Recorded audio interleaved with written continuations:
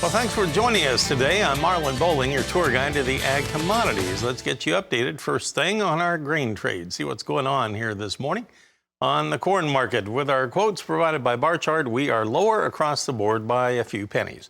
December corn down 2 3/4 at 654.5. You have March down 3 1/4 at 656 right now, getting further and further away from that $7 mark that we had here about a month ago.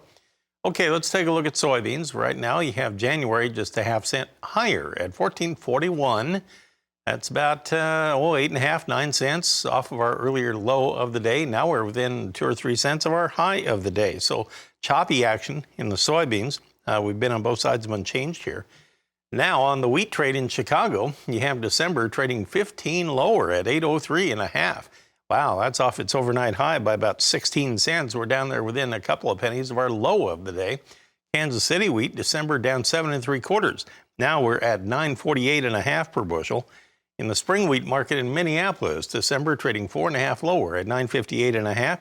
Let's check out our cotton market too while we're here, and we have December 223 points higher at 87.51 per pound. Well, how's that for a bounce off of a low of 85.23? That's about 230 points off of that earlier low. So a big turnaround here in the cotton market, at least so far here today. We are joined by Ben Hushon of the mill. He's in Whitehall, Maryland, and it's time for his regular weekly update on conditions in that part of the country near the Atlantic seaboard. Always good to hear from you, Ben, and hopefully the farmers in your area got the weather they needed to complete the harvest, or did they? Good morning, Marlin. Well, as you remember, we had rain bearing down on us late last week. That came through. Combines have gotten back in the field. That came through Friday into Saturday, and that combines got back in the field yesterday. Again today. Still have a good ways to go. Things have gotten colder. In fact, Marlin, I should have sent in a picture. It looked like snow this morning. We had our first, not as late as we've had in a long time, but our first thorough heavy frost, high ground, low ground. Pretty much everything looked like it had a dusting of snow this morning. Yeah, that is a large low-pressure system entering the Great Lakes area right now. Right. And it looks like you're in line to maybe get a little moisture here for a day or so out there. But what are farmers working on overall in the midst of all this? So, talked to several of them yesterday. Corn harvest is still, a lot of folks, if they had 1,000 acres, they're down to 100 acres. So they're certainly winding down. But as I mentioned last week, they're jumping back into soybeans every sunny day they get. Now, there's no sunshine today. Well, I guess there is, but it's not burning through the clouds. So back into corn today. And they've started, you asked the question last week about double crop soybeans that are typically planted after barley or wheat. That harvest began a little bit at the end of last week and more seriously yesterday when we had some sun. And it's interesting, barley beans planted typically the first week of July, about 50 bushel, and 10 days later, 7 to 10 days later, planted after wheat.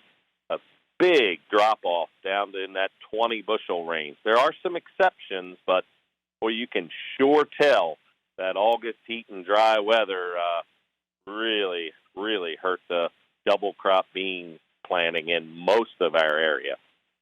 I bet producers are burning up the phone lines or stopping in your office inquiring about fertilizer costs and maybe chemical costs heading into next growing season. As they make year-end plans right now, what do you have to tell them?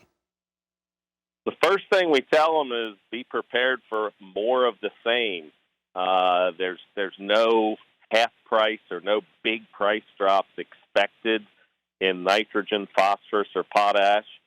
Of course, we always end with that conversation of, tomorrow's news could change what I'm telling you today, but the general info we're giving them is expect more of the same, expect chemical prices to be up, and as they already know, seed price corn beans up at least 10% in general.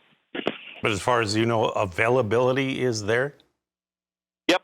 Seems to be plenty of supply.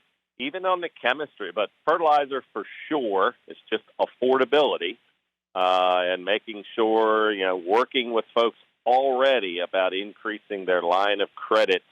And you think about it, as an ag retailer, that's not a space we used to have to go to. But today, just coaching them through, you're going to spend more money in 23 than you ever have in your life on the same acre. Wow, that is a very good point. Thank you, Ben, for bringing that up, and kudos on all the work you do with your customers. Ben Hushon of the Mill in Whitehall, Maryland, with us here this morning. We'll come back in a moment. I'll get you updated on our cattle and hog market activity on a Tuesday right after this.